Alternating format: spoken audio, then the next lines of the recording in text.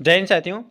तो चलिए आज की इस वीडियो में हम लोग बात करने वाले हैं एसएससी जीडी का नया प्रैक्टिस सेट, जिसमें से आपको कवर करने वाले हैं ज्योग्राफी का जितना क्वेश्चन बनते हैं जो एसएससी जीडी के अंदर, वो सारी चीज़ें आपको कवर करने वाले हैं इस वीडियो के अंदर। ठीक है, तो आप वीडियो पे कंटिन्यू बने रहना और एक एक चीज़ें ध्यान से सुनना दोस्तों, अगर आप सिलेक्शन लेना चाहते हैं एसएससी जीडी के अंदर इस बार। तो ठीक है, जो भी क्वेश्चन बताएंगे वो आपके एग्जाम ओरिएंटेड होगा दोस्तों, जो आपके एग्जाम में कहीं ना कहीं शिफ्ट में आपका पूछा जाएगा। ठीक है, तो वीडियो पे कंटिन्यू बने रहना दोस्तों, हो सके तो आपकी शिफ्ट में भी ये क्वेश्चन देखने को मिल जाएगा, तो आप वीडियो पे कंटिन्यू बने रहना। ठीक है, एक एक चीज़ें तैयार किया गया है दोस्तों आपके एग्जाम्स के लिए। इस बार आपको बहुत ही ज़्यादा सिलेक्शन मिलने वाला है अगर आप रिवीजन करके जाते हो सारे सिलेक्टेड क्वेश्चन। तो ठीक है, एक एक चीज़ आपके लिए तैयार है दोस्तों, बस आप रिवीजन करते रहना।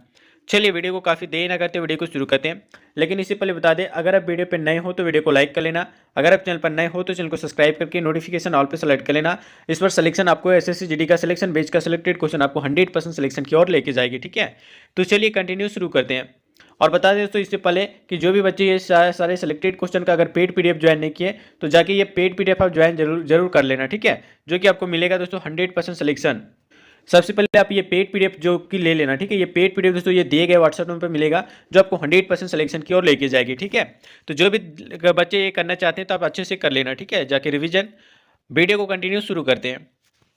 सबसे पहले ये क्वेश्चन आपका बताना है दोस्तों कि निम्नलिखित में से कौन सा जो है आपका ऊर्जा एक पारंपरिक स्रोत है। बताइए किस चीज़ के लिए पारंपरिक स्रोत है, कोयला के लिए, ज्वारीय के लिए, भूतापीय के लिए, या फिर आपका सौर के लिए। बताइए राइट आंसर क्या हो जाएगा। चीज़ इंपॉर्टेंट है दोस्तों, अगर सिलेक्शन लेना चाहते हैं तो ये 2021 का क्वेश्चन है। ठीक है, रिवीजन के तौर पर अच्छे से करना। अगर ऑप्शन नंबर ए सेलेक्ट किए दोस्तों कोयला, तो आपका बिल्कुल राइट आंसर हो जाएगा, option number A will be the correct. ठीक है, साथ ही बता दिया जाए यहाँ पे कि ऊर्जा का जो एक पारंपरिक स्रोत कोयला है। ठीक है, याद रखना। आप बताइएगा दोस्तों यहाँ पे कि ज्वारीय क्या है, भूतापीय क्या है, सौर क्या है। ठीक है, इसके बारे में आप बताइएगा, अगर नहीं पता है तो हम अगले नेक्स्ट वीडियो में बताएंगे। तो आप नेक्स्ट वीडियो देखने के लिए आप चैनल को सब्सक्राइब कर लेना है। ठीक है, और नोटिफिकेशन ऑल पे सेलेक्ट करेंगे तभी आपके पास जो है वीडियो का जो है आप पहुँच सकेगी नोटिफिकेशन। ठीक है, चलिए आगे आते हैं।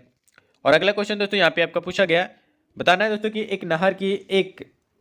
एक जो है जल गिरिवा, जिसको हम लोग चैनल कहते हैं, जहां पानी को जो है बलपूर्वक उत्थान द्वारा जो है भूमि के ढलान की विपरीत दिशा में जो है प्रवाहित किया जाता है, वह क्या कहलाती है।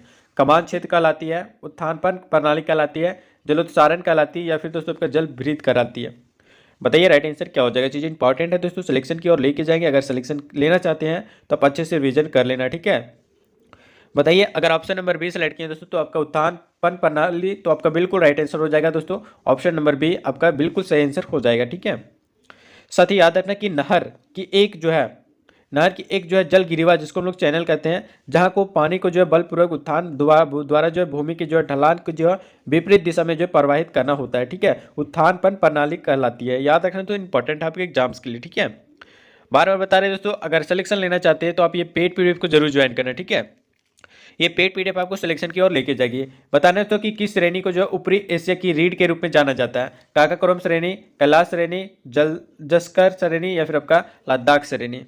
बताइए, वीडियो को अभी तक लाइक नहीं किया दोस्तों तो लाइक कर लेना, अगर आप चैनल पर नए हो तो चैनल को सब्सक्राइब करके नोटिफिकेशन ऑल पे सेलेक्ट कर लेना। ठीक है, सिलेक्शन की गारंटी देते हैं दोस्तों ये सारे सिलेक्टेड, अगर आप रिविजन कर लेते हो तो। ठीक है, चलिए बताइए, और जो भी बच्चे इससे पहले वाले प्रैक्टिस सेट जो भी बच्चे नहीं किए जाके कर लेना। मेरा मानना है दोस्तों जो भी क्वेश्चन बताते हैं वो आपके एग्जाम ओरिएंटेड होता है। ठीक है, चलिए बताइए तो इस क्वेश्चन का राइट आंसर। अगर ऑप्शन नंबर ए सेलेक्ट किया दोस्तों काकाकोरम श्रेणी, तो आपका बिल्कुल राइट आंसर हो जाएगा, ऑप्शन नंबर ए। ठीक है, याद रहे दोस्तों कि काकाकोरम श्रेणी जो कि आपका हिमालय पर्वत की एक जो है भाग है, इसका प्राचीन नाम आपका कृष्णगिरी था, और काकाकोरम किग्रिज शब्द का जो है भाषा का जो है शब्द है, और याद रखना जिसका अर्थ होता है दोस्तों काली भुरभुरी, जो कि आपका मिट्टी। ठीक है, और इसका विस्तार दोस्तों आपका भारत, पाकिस्तान और चीन जैसे देशों में जो है इसे जो है आपका उच्च एशिया की जो रीढ़ भी जो है कहा जाता है। ठीक है, याद रखना किसको दोस्तों, काकाकोरम श्रेणी को। ठीक है, याद रखना दोस्तों इंपॉर्टेंट है। आगे आते हैं, और अगला क्वेश्चन दोस्तों यहाँ पे आपका पूछा गया, बता रहे हैं दोस्तों कि भारत में जो हरित क्रांति के दौरान खेती के आधुनिक तरीकों को जो है आजमाने वाले जो है पहला राज्य निम्नलिखित में से कौन सा था। बताइए, राजस्थान था, पंजाब था, तमिलनाडु, मध्य प्रदेश। बताइए दोस्तों राइट आंसर क्या हो जाएगा। चीज़ इंपॉर्टेंट है, अगर सिलेक्शन लेना चाहते तो अच्छे से रिवीजन करना। ठीक है, और साथ ही बता दिया जाए इस क्वेश्चन का राइट आंसर की अगर बात की जाए तो जो भी बच्चे अगर बात किया जाए ऑप्शन नंबर बी सेलेक्ट किए पंजाब, तो आपका बिल्कुल राइट आंसर हो जाएगा ऑप्शन नंबर बी। ठीक है, साथ ही याद रखना यहाँ पे कि भारत में जो हरित क्रांति के दौरान जो खेती के आधुनिक तरीके को जो है आजमाने वाला पहला राज्य आपका पंजाब था।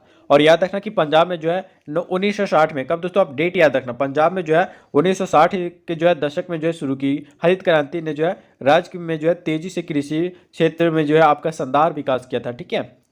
और याद रखना दोस्तों यहाँ पे कि हरित क्रांति किससे संबंधित है, कौन सी क्रांति किससे संबंधित है, आपको बताने वाले हैं। ठीक है। तो श्वेत क्रांति के लिए अगर बात की जाए तो श्वेत क्रांति आपका दूध उत्पादन के लिए आपका जाना जाता है। और याद रखना नीली क्रांति जो कि आपका मत्स्य पालन के लिए, पीली क्रांति आपका तिलहन के लिए, और लाल क्रांति याद रखना दोस्तों, लाल क्रांति आपका टमाटर और आपका मांस उत्पादन के लिए, और गोल क्रांति जो कि आपका आलू उत्पादन के लिए, और आपका सुनहरी क्रांति जो कि आपका फल उत्पादन के लिए जाना जाता है। ठीक है। याद रखना इंपॉर्टेंट है दोस्तों, जो भी आपको बताएं। आगे आते हैं और अगला क्वेश्चन दोस्तों यहाँ पे आपका पूछा गया, अच्छे से आंसर करना है दोस्तों। यहाँ पे बताना है कि भारत का सबसे लंबा नदी पुल ढोला सादिया निम्नलिखित में से जो है किस नदी पर जो है बनाया जा रहा है, गंगा पे, गोदावरी पे, ब्रह्मपुत्र पे, या फिर आपका यमुना पे।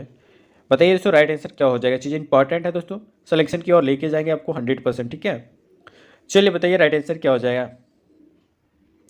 अगर बात किया जाए दोस्तों इस क्वेश्चन का सही आंसर के बारे में, तो जो भी बच्चे ऑप्शन नंबर सी सेलेक्ट किए दोस्तों ब्रह्मपुत्र, तो आपका बिल्कुल राइट आंसर हो जाएगा, option number C will be correct. ठीक है।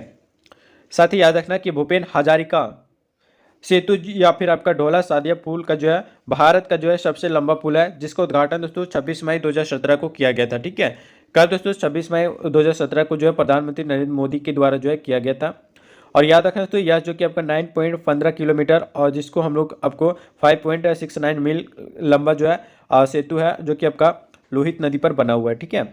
और याद रखना दोस्तों ब्रह्मपुत्र के बारे में अगर नाम आया है तो ब्रह्मपुत्र नदी की जो है एक मुख्य उपनदी है, जिसका एक छोर अरुणाचल प्रदेश के जो है ढोला कस्बे और आपका दूसरा छोर आपका असम के जो है तिनसुकिया जिले के सादिया कस्बे में जो है स्थित है। ठीक है। याद रखना इंपॉर्टेंट है दोस्तों, इतना डिटेल में हर कोई नहीं बताता। अगर सिलेक्शन लेना चाहते हो तो आप अच्छे से प्रैक्टिस सेट को रिवीजन कर लेना। ठीक है। एक एक चीज़ें तैयार किया गया दोस्तों आपको एसएससी जीडी के लिए सिलेक्शन के लिए। ठीक है।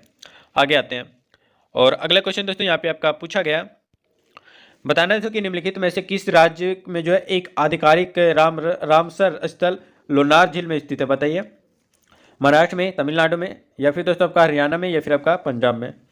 बताइए राइट आंसर क्या हो जाएगा दोस्तों। चीज़ें इंपॉर्टेंट है।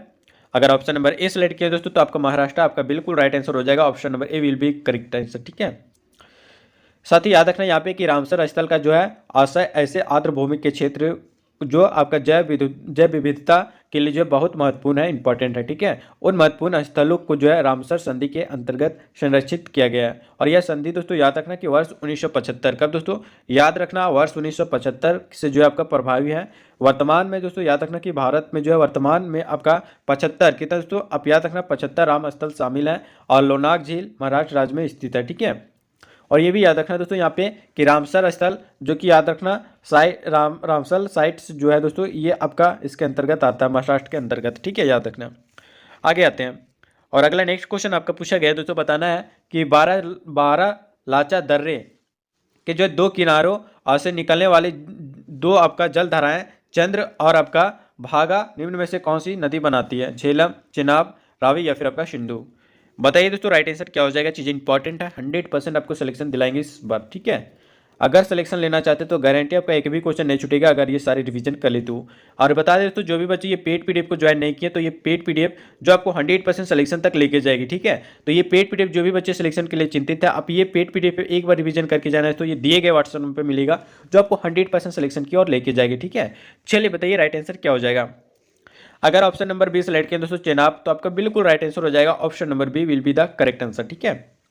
याद रहे दोस्तों कि चंद्रा और आपका भागा नामक दो धाराएं जो कि आप याद रखना 12 लाचा दर्रे के जो है विपरीत किनारों से जो है गुजरती है। और याद रखना दोस्तों कि चिनाब नदी में जो है मिलती है, और चिनाब का जो है पानी भारत और पाकिस्तान द्वारा जो है सिंधु जल समझौते से जो है सिंधु जल समझौते की जो है शर्तानुसार साझा किया जाता है। ठीक है। याद रखना किसका, चिनाब नदी का जल संधि। याद रखना दोस्तों इंपॉर्टेंट है आपके एग्जाम्स के लिए। ठीक है।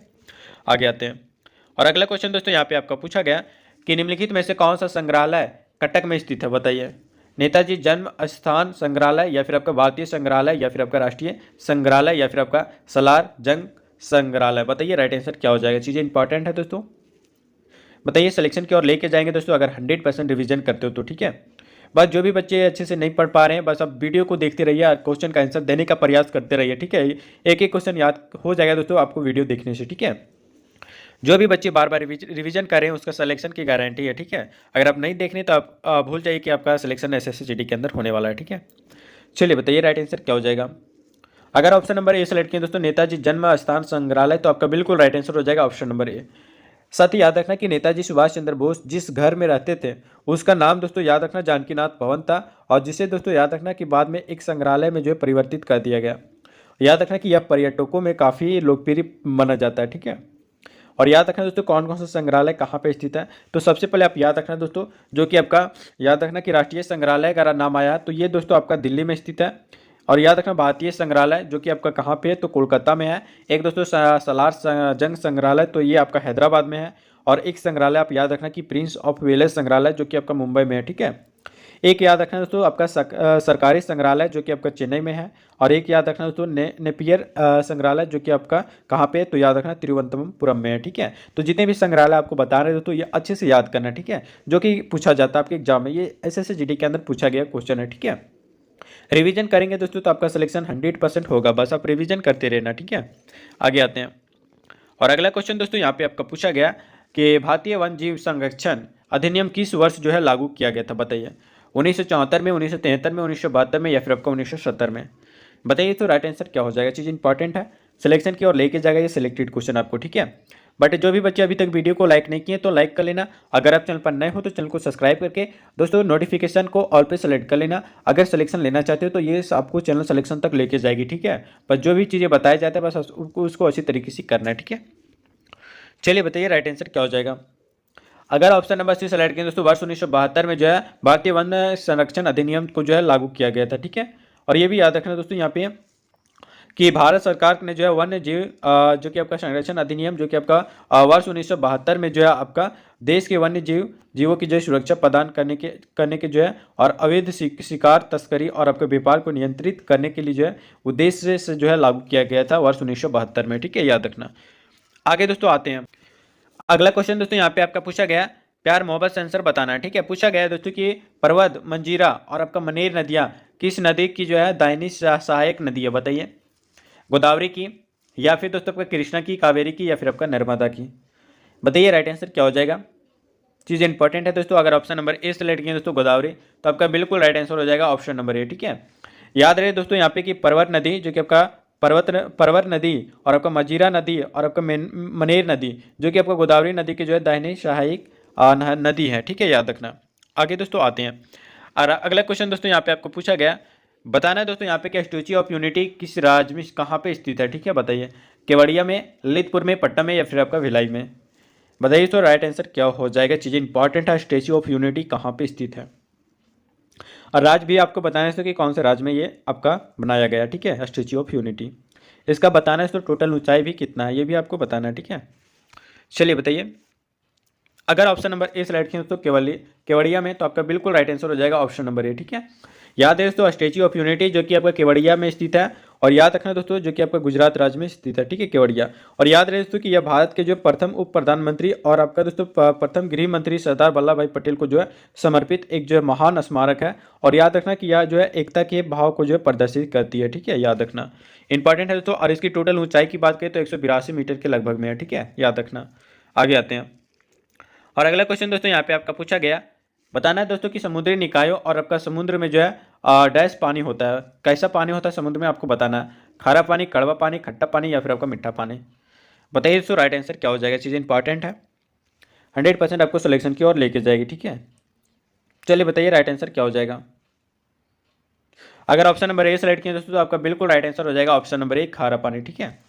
याद रखें दोस्तों यहाँ पे कि समुद्री निकायों और आपका समुद्र की पानी खारा होता है क्योंकि दोस्तों इसमें जो है लवण पाए जाते हैं, सोडियम और आपका क्लोराइड और आपका जो हम लोग नमक बनाते हैं, ठीक है, NaCl जिसको हम लोग कहते हैं। और याद रखें दोस्तों ये समुद्र में जो है कई सालों तक जो है वही जमा रहता है, ठीक है, इसलिए पानी जो है वो खारा हो जाता है, याद रखना इंपॉर्टेंट है।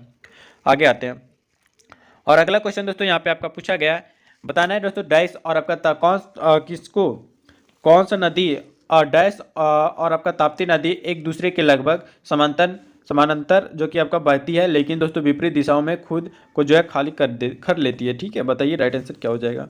नर्मदा, कृष्णा, ब्रह्मपुत्र, या फिर आपका कावेरी, बताइए दोस्तों राइट आंसर क्या हो जाएगा, चीज़ इंपॉर्टेंट है दोस्तों, बताइए राइट आंसर क्या हो जाएगा। अगर ऑप्शन नंबर ए सेलेक्ट किया दोस्तों, नर्मदा और आपका ताप्ती नदियों को जो है एक, याद रखना दोस्तों यहाँ पे कि नर्मदा और आपका ताप्ती नदी, ठीक है, पूर्व से पश्चिम की दिशा की ओर जो है बहती है। और याद रखना दोस्तों जो आमतौर पर जो है हमारी यहाँ पे याद रखना कि मध्य प्रदेश से आपका निकलने वाली दोनों नदियों जो अरब सागर संवाद की खाड़ी में गिरती है, ठीक है, याद रखना इंपॉर्टेंट है। आगे आते हैं और अगला क्वेश्चन दोस्तों यहाँ पे आपका पूछा गया, बताना है दोस्तों यहाँ पे कि हमारे सौर मंडल के बाहर निम्नलिखित में से ऐसा कौन सा ग्रह है जो आमतौर पर जो हमारी आकाश गंगा में किसी अन्य तारे की जो परिक्रमा करता है, बताइए। हुमिया, मैं मिजो प्लेनेट, या फिर दोस्तों आपका सुपर अर्थ, या फिर आपका एक्सो प्लेनेट, बताइए राइट आंसर क्या हो जाएगा, चीज़ इंपॉर्टेंट है। वीडियो को लाइक नहीं की दोस्तों तो लाइक कर लेना, अगर आप चैनल पर नए हो तो चैनल को सब्सक्राइब भी कर लेना, ठीक है। बताइए दोस्तों, अगर दोस्तों ऑप्शन नंबर डी सेलेक्ट किए दोस्तों यहाँ पे देख सकते हैं एक्सो प्लेनेट, तो आपका बिल्कुल राइट आंसर हो जाएगा, option number D will be correct answer. याद है दोस्तों कि अब्रीग्री एक्सो प्लेनेट हम जिसको हम लोग बोलते हैं, ठीक है, यह दोस्तों याद रखना कि गैर सौरीय गृह जिसको हम लोग एक्स्ट्रा सोलर प्लानेट कहते हैं, ठीक है। याद रखना दोस्तों ऐसे ग्रह को जो है कहा जाता है। और याद रखना दोस्तों यहाँ पे जो आपके जो हमारे सौरमंडल से जो है बाहर स्थित हो और आपका अन्य किसी तारे की जो है परिक्रमा करता हो, ठीक है, याद रखना। और एक पॉइंट ये भी याद रखना दोस्तों कि सूर्य के चारों ओर जो चक्कर लगाने वाले विभिन्न ग्रहों, धूमकेतुओं और आपका उल्काओं और आपका अन्य आकाशीय पिंडों की जो है समूह को जो है सौरमंडल कहते हैं, ठीक है, याद रखना। और याद रखना दोस्तों यहाँ पे सौरमंडल का अगर नाम आया है तो याद रखना कि सौरमंडल में जो है टोटल 8 ग्रह हैं, बुध, शुक्र और आपका बृहस्पति और आपका पृथ्वी और आपका मंगल, शनि, अरुण और वरुण, ये 8 ग्रह आपका सौरमंडल के अंदर है दोस्तों, याद रखना। और याद रखना कि शुक्र जो है दोस्तों, याद रखना कि सौरमंडल का जो है सबसे गर्म ग्रह है। और बुध और शुक्र और शनि और बृहस्पति और मंगल को जो है खुली आंखों से जो है देखा जा सकता है, ठीक है, बाकी ग्रहों को जो है नहीं देखा जा सकता है, याद रखना इंपॉर्टेंट है। आगे आते हैं और अगला क्वेश्चन दोस्तों यहाँ पे आपका पूछा गया है, बताना है तो, और इस वीडियो का लास्ट क्वेश्चन होगा, ठीक है। बताना है तो कि निम्नलिखित में से कौन सी नदी जो कि आपका जास्कर, जंस्कार और आपका लद्दाख पर्वतमालाओं से जो है बहती है, के बीच में जो है बहती है, यमुना, गंगा, सिंधु या फिर आपका ब्रह्मपुत्र, बताइए दोस्तों। एसएससी जीडी का दोस्तों दिसंबर 2021 का पूछा गया क्वेश्चन है, ठीक है। अगर ऑप्शन नंबर सी सेलेक्ट किया दोस्तों सिंधु, तो आपका बिल्कुल राइट आंसर हो जाएगा, option number C will be correct answer, ठीक है।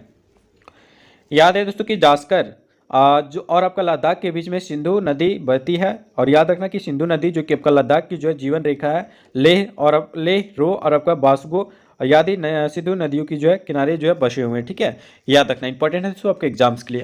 दोस्तों बात करते हैं कि जो भी बच्चे अभी तक वीडियो को लाइक नहीं किए तो लाइक कर लेना, अगर आप चैनल पर नए हो तो चैनल को सब्सक्राइब करके नोटिफिकेशन ऑल पे सेलेक्ट कर लेना, अगर इस वर्ष एसएससी जीडी का सिलेक्शन लेना चाहते हो तो, ठीक है। और जो भी बच्चे, याद रखना कि जो भी बच्चे इस बार एसएससी जीडी में सिलेक्शन लेना चाहते हो तो ये पेड पीडीएफ को जरूर ज्वाइन करना, जो भी क्वेश्चन बताते हैं इसका सेम पीडीएफ आपको हमारे ये दिए गए व्हाट्सएप में मिलेगा, जो आप एक बार रिवीजन करके जाते हैं तो 100% की गारंटी दोस्तों आपका एक भी क्वेश्चन नहीं छूटेगा आपके एग्जाम सेंटर पर, ठीक है। उम्मीद करते हैं एक भी क्वेश्चन नहीं छूट के आएगा, ठीक है। तो चलिए वीडियो को काफ़ी तेज न करते हुए वीडियो को एंड करते हैं दोस्तों। वीडियो अच्छा लगे तो वीडियो को जरूर लाइक कर लेना, ठीक है। मिलते हैं दोस्तों फिर के नेक्स्ट वीडियो में नेक्स्ट प्रैक्टिस सेट के साथ, नेक्स्ट सिलेक्शन वाले क्वेश्चन के साथ। तब तक के लिए दोस्तों जय हिंद, वंदे मातरम।